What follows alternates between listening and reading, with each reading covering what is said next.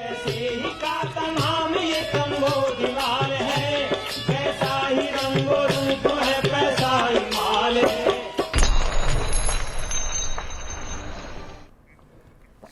नमस्कार, मैं हूं शुभम शंकरधर। आप देख रहे हैं मनी 9। स्वागत है आपका हमारे prime time show money central में। दिन की सबसे बड़ी, सबसे जरूरी खबरों के विश्लेषण के लिए मनी 9 के एडिटर अंशुमान तिवारी जी मेरे साथ आ गए हैं। सर, बहुत स्वागत है आपका। अंशुमान, से चर्चा शुरू करें उससे पहले आप देखिए आज कौन सी बड़ी खबरों को शामिल किया गया है हमारे इस खास शो में। एमएसपी की खबर हमारी पहली खबर होगी। क्या खरीफ की एमएसपी पर दिखेगा चुनाव नतीजों का असर? पहली कैबिनेट आएगी, खरीफ का एमएसपी तय करना उसके एजेंडे में सबसे ऊपर होगा, वरीयता में होगा। क्या असर पड़ेगा चुनाव नतीजों का उस पर, ये समझेंगे। एनपीएस के एयूएम में रिकॉर्ड बढ़ोतरी, क्या वजह है, कैसा प्रदर्शन रहा है पेंशन फंड्स का, ये जानेंगे। दवा कंपनियों पर टैक्स चोरी का शक, जीएसटी की टैक्स चोरी की गई है, दायरा बढ़ा सकता है इंटेलिजेंस अपना, किस तरीके की चोरी है ये जानेंगे। सुस्त पड़ी टू व्हीलर बिक्री की रफ्तार, क्या गर्मी एक इकलौती वजह है या कोई और बात भी है, ये समझेंगे। इसके बाद दिन की बड़ी खबरें। अब राजनीति को कैसे पढ़ रहा है शेयर बाजार? बाजार ने आज रिकवरी दिखाई, कल टूटा। दूसरे सेकंड हाफ में बाजार में रिकवरी शुरू हुई थी, वो आज कंटिन्यू हुई। 1,500 पॉइंट करीब सेंसेक्स आज फिर चढ़ गया, लेकिन माफ कीजिए 2,300 पॉइंट से ज्यादा सेंसेक्स चढ़ गया बंद होते होते। तो अब बाजार क्या देख रहा है, क्या समझ रहा है, ये समझेंगे। खाद्यान्न उत्पादन में कमी का क्या होगा महंगाई पर असर? एस्टीमेट आया सरकार की तरफ से और ये तीसरा एस्टीमेट लगभग फाइनली होता है। पता ये चला है कि पिछले साल के मुकाबले कुछ कमी रह सकती है खाद्यान्न उत्पादन में। क्या उसका महंगाई पर असर पड़ेगा, ये भी समझेंगे। केंद्र में नई सरकार के गठन के बाद जल्दी खरीफ फसलों के न्यूनतम समर्थन मूल्य की घोषणा हो सकती है। संभावना जताई जा रही है कि इस बार खरीफ फसलों का समर्थन मूल्य 5 से 10% तक बढ़ाया जा सकता है। इस साल दलहन और तिलहन के समर्थन मूल्य में ज्यादा बढ़ोतरी की संभावना जताई जा रही है। खरीफ सीजन के दौरान धान, तुअर, उड़द, मूंग, कपास, सोयाबीन, मूंगफली, मक्का और बाजरा जैसी फसलों का ज्यादा उत्पादन होता है। उन्हीं फसलों के समर्थन मूल्य की घोषणा होगी। सर, क्या चुनाव के जो नतीजे आए हैं इनका कोई असर होगा एमएसपी पर?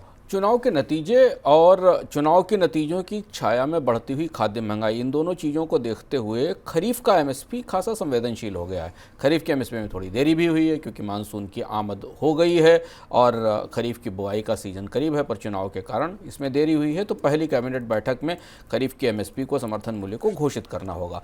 आमतौर पर इस बात की संभावना है कि 6 से लेकर 8% के आसपास की बढ़ोतरी समर्थन मूल्य में क्रॉस द बोर्ड जितनी अलग अलग फसलें हैं, खरीफ में काफ़ी लंबी लिस्ट होती है, दलहन की, तिलहन की, धान की, इनके समर्थन मूल्य में बढ़ोतरी की जाएगी। लेकिन यहाँ दो बड़ी दुविधाएं हैं। पहली दुविधा तो हम खाद्य अर्थव्यवस्था से समझते हैं।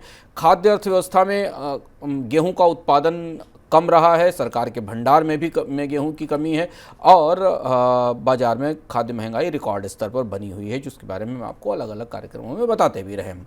ऐसी स्थिति में समर्थन मूल्य बढ़ाकर उत्पादन बढ़ाने की कोशिशें पिछले 2 बार भी की गई। उससे बाजार में उत्पादन तो बढ़ा लेकिन महंगाई में कमी नहीं आई। समर्थन मूल्य अपने आप में दोनों तरफ से काम करता है, महंगाई को पुश भी करता है क्योंकि बेंचमार्क प्राइस हो जाता है बाजार में और उसके बाद बाजार अपनी कीमतें तय करता है। और दूसरी महत्वपूर्ण बात यह है कि समर्थन मूल्य के जरिए किसानों को ज़्यादा उपज या पैदावार के लिए प्रोत्साहन देना पड़ता है। अब सरकार को पलटकर ये पूछना पड़ेगा, समझना पड़ेगा कि ज़्यादा उपज के प्रोत्साहन के बाद भी भारत में महंगाई क्यों है, इतनी अधिक उत्पादन के बाद भी अनाज की महंगाई क्यों है। इस दुविधा की छाया में समर्थन मूल्य तय होंगे। दूसरी महत्वपूर्ण बात है कि चुनाव नतीजों का असर इसलिए दिखाई देगा कि भारतीय जनता पार्टी का प्रदर्शन उत्तर भारत के प्रधान कृषि प्रधान राज्यों में आमतौर पर पिछली साल की तुलना में खराब रहा, कमज़ोर रहा। अगर आप पूरी ओवरऑल नॉर्थ इंडिया की बेल्ट देखें जिसमें राजस्थान, उत्तर प्रदेश और बाकी जगह है, इन जगहों पर हमने किसानों के आंदोलन भी देखे। जैसे हरियाणा में किसान का आंदोलन देखा, पंजाब में किसानों का आंदोलन देखा जो समर्थन मूल्य की गारंटी का आंदोलन था। ऐसी सूरत में एमएसपी के फैसले में क्या भविष्य की दृष्टि से किसानों की चुनौतियों को देखते हुए, ग्रामीण अर्थव्यवस्था में मांग टूटने को देखते हुए क्या समर्थन मूल्य में कोई अप्रत्याशित बढ़ोतरी की जाएगी? और अगर अप्रत्याशित बढ़ोतरी की जाएगी तो वो खाद्य महंगाई को और ज़्यादा बढ़ाने में मदद करेगी। इन दुविधाओं के बीच ये बैठक, नई सरकार की पहली कैबिनेट बैठक खासी महत्वपूर्ण होने वाली है। नेशनल पेंशन सिस्टम यानी एनपीएस के अधीन आने वाले एसेट में लगातार बढ़ोतरी हो रही है। पीएफआरडीए के मुताबिक बीते एक साल के दौरान एनपीएस के एयूएम में 28% की बढ़ोतरी हुई और बढ़ा हुआ एमओएम 12 लाख करोड़ रुपए के पार हो गया है। सरकार की जितनी भी पेंशन फंड योजनाएं चल रही हैं उनमें सबसे ज्यादा रिटर्न एनपीएस ने दिया है। ये एक बड़ा कारण है बढ़ोतरी का। सर, पेंशन फंड का परफॉर्मेंस कैसा रहा बीते कुछ सालों की बात करें तो? अब पेंशन फंड्स के लिए पिछले 2-3 साल की शेयर बाजार की तेजी खासी अच्छी रही है और इसलिए एनपीएस में जो हमने निजी क्षेत्र से भी प्राइवेट नौकरियों से भी एनपीएस में जो पैसा जाता देखा, उसकी बड़ी वजह थी कि एनपीएस ने बाजार में तेजी के सहारे बेहद अच्छा रिटर्न दिया। जैसे अगर आप पिछले एक साल का ही रिटर्न देखें तो 35% के आसपास है इक्विटीज़ के माध्यम से, जितना पैसा वो इक्विटी में लगाते हैं। और अगर शुरुआत से देखें जब से एनपीएस शुरू हुआ है तो 13 से 14% का रिटर्न है। यानी आमतौर पर बाजार में जो सेंसेक्स का रिटर्न रहा है, स्टॉक मार्केट का रिटर्न रहा इक्विटी का, एनपीएस ने अपने रिटर्न में उससे कंपटीशन किया, उसके आसपास खड़ा रहा और महंगाई को बीट किया है। तो जो एक बुनियादी पैमाना होता है कि अगर आप पिछले 3 साल की महंगाई दर देखें जो 7-8% के आसपास थी, तो उससे ज्यादा रिटर्न इक्विटी कैटेगरी में एनपीएस ने दिया है। बॉन्ड की कैटेगरी में, अगर कॉर्पोरेट बॉन्ड्स की कैटेगरी में देखें तो शुरुआत के बाद से रिटर्न 9% है। यानी जो आरबीआई की सरकार के 10 साल की बॉन्ड यील्ड है उससे ज्यादा रिटर्न कॉर्पोरेट बॉन्ड्स पर एनपीएस के निवेश से मिला है। गवर्नमेंट सिक्योरिटीज पे भी 8% के आसपास शुरुआत के बाद से अभी तक 8% से 9% का रिटर्न मिला है एनपीएस के ऊपर।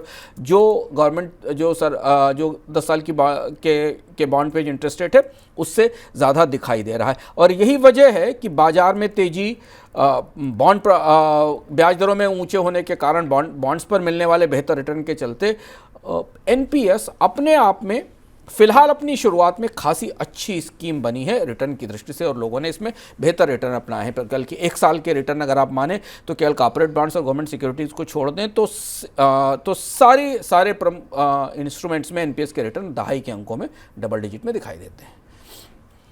पिछले हफ्ते रिजर्व बैंक के साथ हुई डिजिटल पेमेंट इंडस्ट्री के नुमाइंदों की बैठक में डिजिटल पेमेंट इंडस्ट्री ने रिजर्व बैंक के उस ड्राफ्ट पर अपनी आपत्ति दर्ज कराई जिसमें रिजर्व बैंक ने पेमेंट एग्रीगेटर के लिए नए दिशा निर्देश तैयार किए हैं। इंडस्ट्री ने केवाईसी की सख्ती को लेकर भी अपनी आपत्ति जताई है। सर, ये क्यों आपत्तियां इतनी जताई जा रही हैं? समस्या क्या है? पेमेंट एग्रीगेटर्स का पूरा मामला उलझ गया है। पहले आपने आज से 1 साल पहले तक 6 महीने पहले तक हमें देखते थे कि तमाम कंपनियां आरबीआई के पास पेमेंट एग्रीगेटर का लाइसेंस लेने के लिए लाइन लगाए खड़ी थी। पेमेंट एग्रीगेटर का मतलब है कि वो अपने पास एक प्लेटफॉर्म क्रिएट करेंगे और जिसमें कई सारी सेवाओं के लिए पेमेंट्स देंगे। लेकिन अब जब से नए गाइडलाइंस और नए नियम आए हैं, कंपनियां उससे पीछे हट रही हैं क्योंकि नए गाइडलाइंस में एक तो आरबीआई ने केवाईसी को समग्र केवाईसी को अनिवार्य कर दिया है, मैंडेटरी कर दिया है, जिसमें कि केवाईसी ऑफलाइन भी होगी, ऑनलाइन भी होगी और पूरी पड़ताल करना जरूरी होगा। आपको बताने की जरूरत नहीं कि केवाईसी के झमेले के कारण ही पेटीएम का लाइसेंस कैंसिल हुआ और कई सारे फिनटेक सेक्टर में कंपनियों में केवाईसी या जो ग्राहकों की पहचान है उसको लेकर तमाम तरीके के सवाल उठे हैं और उसमें असंगतियां पाई गई हैं। दूसरा यह है कि वेंडर्स को सीधे फंड डिस्ट्रीब्यूट करने की छूट नहीं दी जाएगी पेमेंट एग्रीगेटर्स को। यानी जो उनके वेंडर्स हैं उन्हें वो पैसा नहीं दे सकेंगे और उससे वो पैसा देकर वो बेहतर बिजनेस के लिए और अपने कारोबार को बढ़ाने की कोशिश कर रहे थे।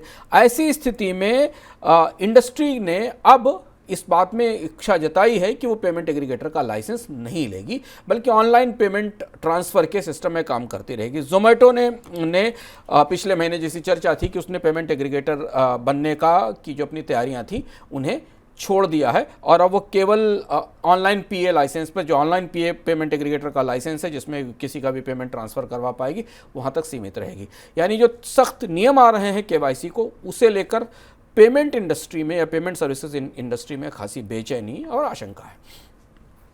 बकाया भुगतान न करने वाली दवा कंपनियों की मुश्किलें बढ़ सकती हैं। जीएसटी इंटेलिजेंस महानिदेशालय फार्मा कंपनियों की टैक्स चोरी के खिलाफ अपनी जांच का दायरा बढ़ा रहा है। कई फार्मा कंपनियों ने चालू वर्ष में टैक्स का कम भुगतान किया है। महानिदेशालय इन कंपनियों से इसका कारण पूछने की तैयारी कर रहा है। सर, किस तरीके की पड़ताल है, किस तरीके की टैक्स चोरी है ये? सारी बड़ी कंपनियां, भारत की फार्मा कंपनियां जीएसटी चोरी के एक बड़े मामले में फंसती दिखाई दे रही हैं। इनमें सन फार्मा, मैनकाइंड, जायडस, सिप्ला और कई सारी कंपनियां हैं। इन्हें जीएसटी की तरफ से एक ईमेल भेजा गया और वो मुख्यतः इनपुट टैक्स क्रेडिट को लेकर है। इनपुट टैक्स क्रेडिट के गलत दावे करने और गलत ढंग से इनपुट टैक्स क्रेडिट लेने का गंभीर मामला इन कंपनियों पर बनता दिखाई दे रहा है। इन्होंने जो ब्रांड ट्रांसफर सेल्स की थी, अपने ब्रांड से एक दूसरे को दिए थे, उस पर जीएसटी नहीं पे किया है और कई जगह एक्सपायर्ड ड्रग्स पर ऐसी ड्रग्स जो एक्सपायर होती हैं और बाद में दुकानों से वापस आती हैं, उन पर भी इनपुट टैक्स क्रेडिट की वसूली कर ली है इन कंपनियों ने। और कई सारी जो बिजनेस सपोर्ट सर्विसेज प्रोवाइड करती हैं या लेती हैं, उन पर भी इनपुट टैक्स क्रेडिट वसूल लिया है। जीएसटी और फार्मा कंपनियों की जद्दोजहद टैक्स के हिसाब से खासी दिलचस्प होने वाली है, इस पर हमारी निगाह रहेगी। मई के महीने में टू व्हीलर्स की बिक्री सालाना आधार पर घटी है। हीरो मोटोकॉर्प ने मई में 4,98,123 वाहन बेचे। एक साल पहले कंपनी ने 5,19,000 से ज़्यादा वाहन बेचे थे। स्कूटर और मोटरसाइकिल दोनों सेगमेंट में बिक्री घटी है। बजाज ऑटो की भी बिक्री मई महीने में घटी है। बजाज की कुल बिक्री 3,05,484 यूनिट की रही, जो सालाना आधार पर 1% कम है। टू व्हीलर की बिक्री घटने का मतलब ग्रामीण बाजार में परिस्थिति ठीक नहीं है, ऐसा माना जाता है। इसके साथ साथ कार की बिक्री पे भी असर पड़ा है। वहाँ एक वजह गर्मी बताई जा रही है। सर, गर्मी एक वजह है, इतनी ज़्यादा गर्मी है कि लोग कार और मोटरसाइकिल खरीदने नहीं निकल रहे, या कुछ और बात भी है? दो तीन महत्वपूर्ण वजह हैं। देखिए, टू व्हीलर की बिक्री शुभम लगातार पिछले एक साल से खासतौर से ग्रामीण बाजारों में कमज़ोर है, क्योंकि जो सस्ती बाइक और की बिक्री रूरल एरिया में होती थी, ग्रामीण इलाकों में मांग नहीं है, रूरल डिस्ट्रिक्ट की स्थिति है। और कीमतें भी पिछले एक साल 2 साल में काफ़ी तेज़ी से बढ़ी हैं, कच्चा माल महंगा होने के कारण। तो एक बड़ा फैक्टर है जो डिमांड को, टू व्हीलर की डिमांड को कमज़ोर कर रहा है। और 4 व्हीलर्स की मांग में अब चूंकि मांग सीमित हो गई है उन उपभोक्ताओं पर जो महंगी 10 लाख रुपए से ऊपर की कारें खरीद रहे हैं, और कोविड के बाद की जो पेंट अप डिमांड थी, या जो कोविड के बाद की इन्वेंट्रीज थी, वो खाली हो चुकी हैं। और अब नए कार खरीदने वाले लोग बाजार में कम आ रहे हैं। जिन्होंने पहले कार बुक करा रखी थी, उनकी डिलीवरीज आ गई हैं। और इसलिए हम आपको बताते रहे हैं कि अब कार डीलर्स के पास इन्वेंट्रीज रिकॉर्ड स्तर पर पहुंच गई हैं, उनके पास इन्वेंट्रीज मौजूद हैं, नए कार खरीदने वाले लोग नहीं आ रहे हैं। तीसरा एक जो फैक्टर जिसने और ज़्यादा कारों की मांग को प्रभावित किया है नकारात्मक तौर पर, वो ब्याज दरों में बढ़ोतरी है। ऑटो लोन की दरें काफ़ी ऊंची हैं, पेट्रोल डीजल के प्राइसेस ऊपर हैं। तो जिनको कार लेने की तैयारी थी, या जिनके इरादे थे, जिन्होंने कार लेने की योजनाएं बनाई थी, उनकी मांग अब निकल चुकी है। और इसलिए आने वाले महीनों में अब कार और टू व्हीलर के उत्पादन में नए सिरे से कंपनियों को अपना समायोजन करना पड़ेगा। आगे बढ़ते हैं दिन की सबसे बड़ी खबरों की तरफ।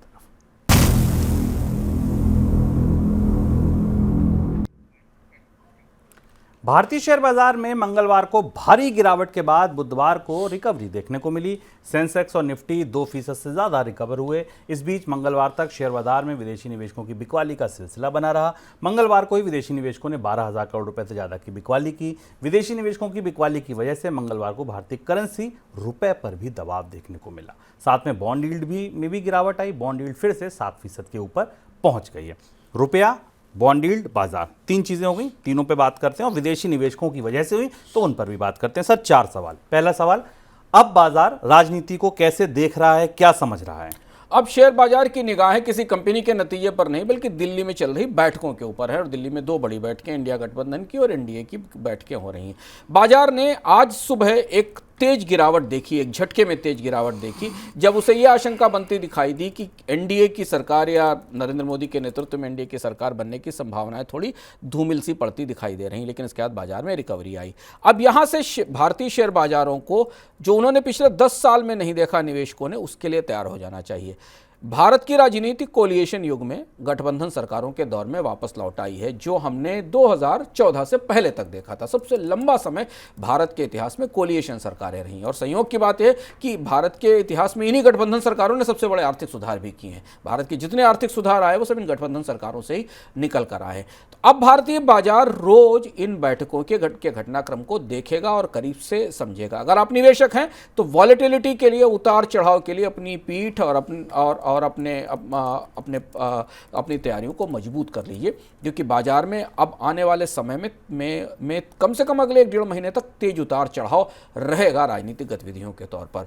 अब एनडीए की सरकार किस तरह बनेगी, चंद्रबाबू नायडू और नीतीश कुमार किस तरह की शर्तें रखेंगे, बिना शर्त समर्थन देने को वो शायद ही राजी हों। उनकी शर्तों के बाद एनडीए सरकार के रिफॉर्म एजेंडे का क्या होगा, क्या कोई कॉमन मिनिमम प्रोग्राम आएगा, उस प्रोग्राम के तहत जो बड़े कार्यक्रम थे उनका किस तरीके का घटनाक्रम होगा, ये सारी चीज़ें वापस राजनीति में आ गई हैं और ये एनडीए सरकार के काम करने को, स्थिरता को प्रभावित करेंगी। ये तो एनडीए कैंप की बात हुई। जहां नई सरकार बनाने की तैयारियां शुरू हो गई हैं। प्रधानमंत्री ने इस्तीफा दिया है, नई सरकार के शपथ ग्रहण की तारीखें दे दी गई हैं, लोकसभा भंग कर दी गई है, नई लोकसभा को अधिसूचित किया जाएगा चुनाव आयोग की तरफ से। दूसरी तरफ इंडिया गठबंधन की बैठक भी होनी है, जहां भी पर्याप्त और बराबर तैयारियां हैं। जो बाहर के दल हैं जिनके पास अच्छी ताकत है, किंग मेकर्स हैं, वो किस तरफ जाएंगे यह भी देखना होगा। इस उथल पुथल के बीच बाजार ऐसे ही डामाडोल होता रहेगा। फिलहाल बाजार अब कॉर्पोरेट फंडामेंटल्स, इकोनॉमी के फंडामेंटल्स से ज़्यादा पॉलिटिकल मूवमेंट्स पर, पॉलिटिकल सेंटीमेंट्स पर चलेगा और उसे करीब से देखेगा।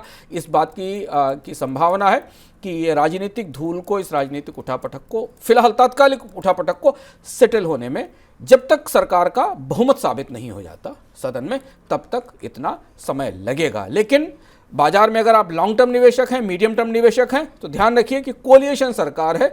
आने वाले समय में बाजार सरकार के फैसलों की परिस्थितियां लगभग वैसी नहीं होंगी जैसी परिस्थितियां हमने पिछली बार मेजॉरिटी की या पूर्ण बहुमत वाली राजनीतिक भारतीय जनता पार्टी की सरकार में देखी थी।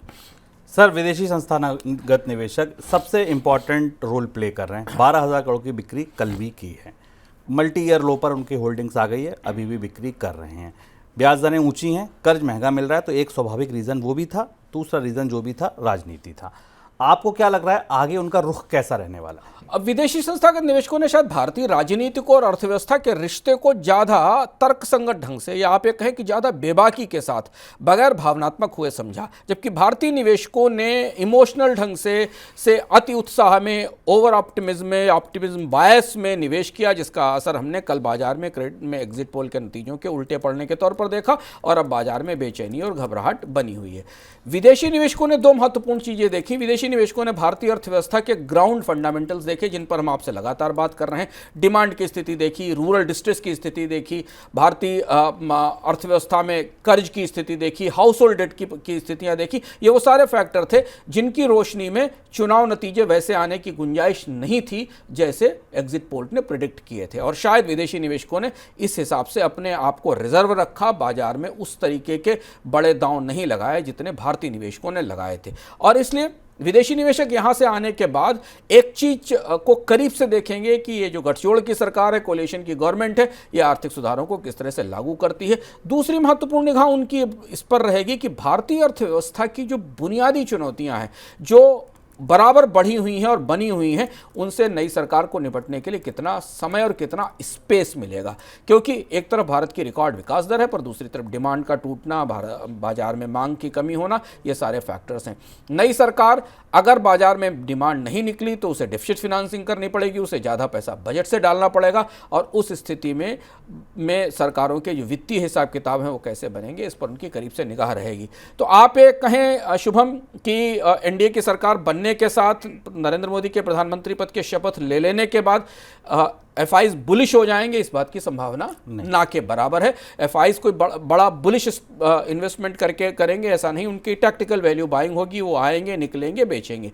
उनके फैसले को एक और महत्वपूर्ण चीज़ प्रभावित करेगी, वो अमेरिका में और अंतर्राष्ट्रीय बाजारों में ब्याज दरें हैं, जिनके अभी फिलहाल अगले 2 तिमाही तक ऊंचे रहने की संभावना है।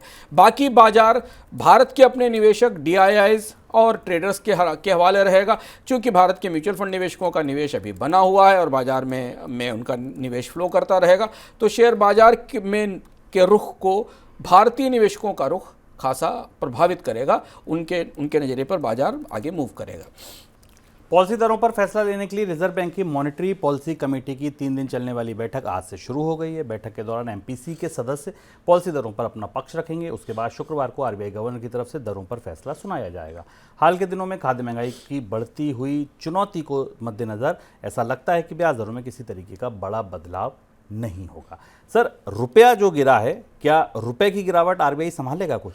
देखिए, चुनाव नतीजों की रोशनी में जब हम चुनाव नतीजे देख रहे थे और बाजार के नतीजे देख रहे थे, तो 2 और महत्वपूर्ण बाजार थे जिन्होंने सरप्राइजिंग, चौंकाने वाले परिणाम हमें दिखाए। रुपए में रिकॉर्ड गिरावट आई, करीब रुपया 1 साल के लोएस्ट लेवल पर आ गया। इसकी वजह शेयर बाजार में गिरावट थी, विदेशी निवेशकों की बिकवाली थी, और बॉन्ड यील्ड्स 9 बेसिस पॉइंट के आसपास बढ़ गई। ये बाजार में कल और हुआ, शेयर बाजार के समानांतर शेयर बाजार के हाशिए पर यह भी हुआ। और ये सब होते हुए अब रिजर्व बैंक की मॉनेटरी पॉलिसी कमेटी की बैठक शुरू हो रही है, जिसे नई सरकार की तैयारियों को देखते हुए अपनी मॉनेटरी पॉलिसी कमेटी अपनी नीतियों को बनाना है। इस बीच खाद्य महंगाई रिकॉर्ड स्तर पर बनी हुई है, रुपए में तेज गिरावट है और बॉन्ड यील्ड्स ऊपर हैं। बाजार में लिक्विडिटी की समस्या है। हम आपको बताते रहे कि चुनाव की तरफ के बीच में सरकार ने बॉन्ड्स भी बेचे थे, जिनको बहुत अच्छा समर्थन बाजार का नहीं मिला, यानी सरकार अपने बॉन्ड्स वापस खरीदने जा रही थी और उनको अच्छा समर्थन नहीं मिला। ऐसी स्थिति में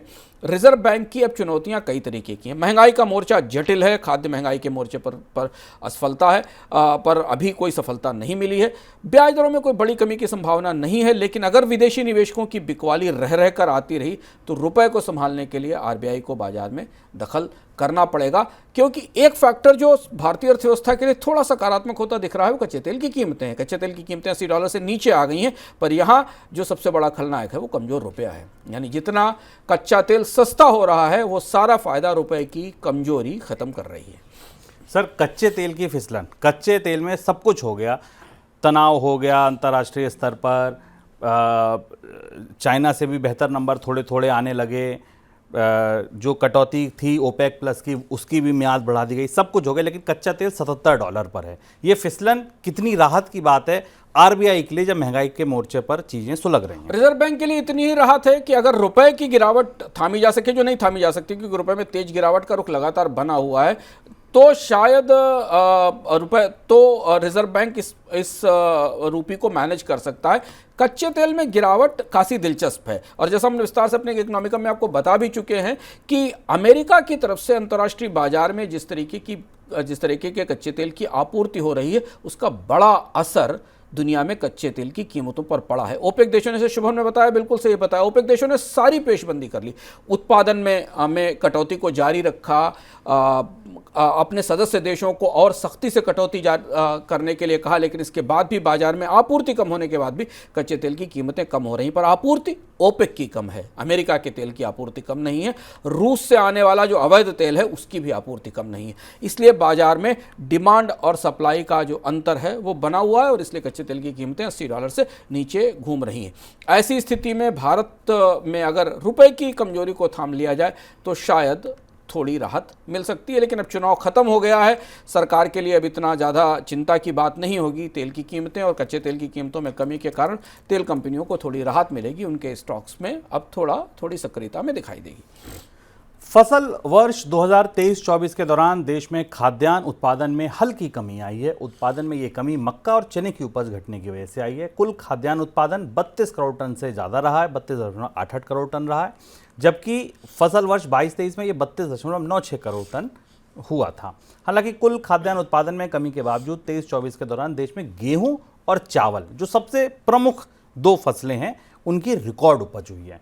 गेहूं उत्पादन 11 करोड़ 29 लाख टन के आसपास और चावल 13.67 करोड़ टन के आसपास होने का अनुमान है। सिर्फ मक्का और चने की उपज में गिरावट देखने को मिली है। मक्का की उपज करीब 24 लाख टन घटकर 3.56 करोड़ टन अनुमानित है, वहीं चने की उपज 7 लाख टन घटकर 1.15 करोड़ टन अनुमानित है। सर, महंगाई की रोशनी में इन आंकड़ों को कैसे पढ़ा जाए, समझा जाए? दिलचस्प आंकड़े हैं। अगर आप इन आंकड़ों को भारत के अनाज उत्पादन की दृष्टि से देखें तो गेहूं और चावल जो दो प्रमुख स्टेपल डाइट क्रॉप्स हैं, उनके उत्पादन में तेज बढ़ोतरी हुई, पर उसका कोई असर हमें खाद्य महंगाई पर नहीं दिखाई दिया। दोनों अनाजों की महंगाई लगातार ऊंची बनी हुई है और गेहूं और चावल दोनों की महंगाई पिछले 2 साल से ऊंची है। तो इस मोर्चे पर अनाज उत्पादन में बढ़ोतरी का कोई लाभ महंगाई नियंत्रण के तौर पर नहीं दिखाई देता। इसके अलावा जिन फसलों के उत्पादन में कमी आई है उनका असर हमें बाजार में दिखाई देगा। मक्के के उत्पादन में कमी का असर हमें कई सारे स्नैक्स को और बाकी चीज़ों की मांग के तौर पर दिखाई देगा। कैटल फीड्स के मामले में दिखाई देगा। हम देख भी रहे हैं दूध की कीमतों में बढ़ोतरी हुई है क्योंकि कैटल फीड चारा महंगा हुआ है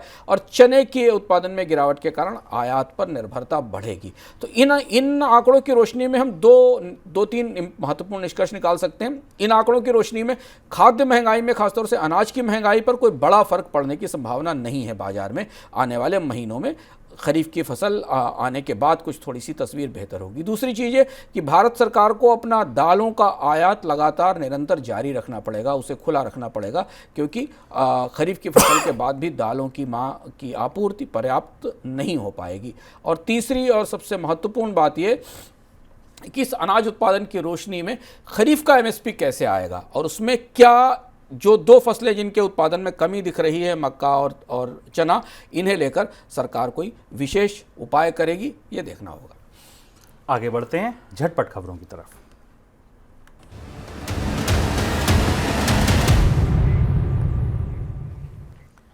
जयप्रकाश एसोसिएट्स के लिए बुरी खबर है। एनसीएलटी की इलाहाबाद बेंच ने कंपनी के खिलाफ आईसीआईसीआई बैंक और एसबीआई की दिवाला याचिका को स्वीकार कर लिया है। आईसीआईसीआई बैंक ने अपनी याचिका में ब्याज सहित 3000 करोड़ रुपए की देनदारी का दावा ठोका है। जयप्रकाश एसोसिएट पर 22 बैंकों का कुल 29,361 करोड़ रुपए बकाया है। टीवी देखने के लिए अब ज़्यादा कीमत चुकानी होगी। डिज्नी स्टार, बायकॉम 18, जी एंटरटेनमेंट और सोनी पिक्चर्स नेटवर्क इंडिया जैसे ब्रॉडकास्टर्स ने अपने बुके रेट को बढ़ा दिया है। इसी वजह से टीवी उपभोक्ताओं को अब 5 से 8% ज़्यादा शुल्क चुकाना होगा। ट्राई ने आम चुनाव के खत्म होने के बाद नए टैरिफ बढ़ाने का निर्देश दिया था। आम चुनाव खत्म होने के बाद ब्रॉडकास्टर अब डिस्ट्रीब्यूशन प्लेटफॉर्म ऑपरेटर्स पर रेट बढ़ाने का दबाव बनाने लगे हैं। सर, कोई टिप्पणी आपकी? जैसा हमने कहा था कि चुनाव के बाद महंगाई का दौर शुरू होगा, और चुनाव के तत्काल बाद हमने दूध की और टोल की महंगाई देखी, और अब इसके बाद आपका मनोरंजन महंगा होने जा रहा है। जी वायाकॉम और सोनी पिक्चर्स नेटवर्क्स ने अपने अलग अलग पैकेजेस में रेट्स बढ़ाए हैं, जिनमें बढ़ोतरी 20% के आसपास भी है। और ऐसी स्थिति में जब आप गर्मी का मौसम है, एंटरटेनमेंट बढ़ रहा है, खासतौर से क्रिकेट को लेकर, तो आपका का मनोरंजन और उसका बिल अब महंगा होने वाला है। और इसके साथ वो बहस भी शुरू होगी जल्दी ही, जिस बहस को हम लगातार पिछले 5-6 महीनों से देख रहे हैं, जहां टेलीकॉम ऑपरेटर्स टीआरआई पर इस बात के लिए दबाव बना रहे हैं कि उनके नेटवर्क का इस्तेमाल करके जो कंटेंट पहुंचाया जा रहा है उपभोक्ताओं तक, उसमें उन्हें हिस्सेदारी दी जाए। ये था हमारा आज का मनी सेंट्रल। कल फिर आएंगे नए संस्करण के साथ। तब तक के लिए दीजिए इजाजत। नमस्कार। ऐसे ही का नाम ये कम्बोडिया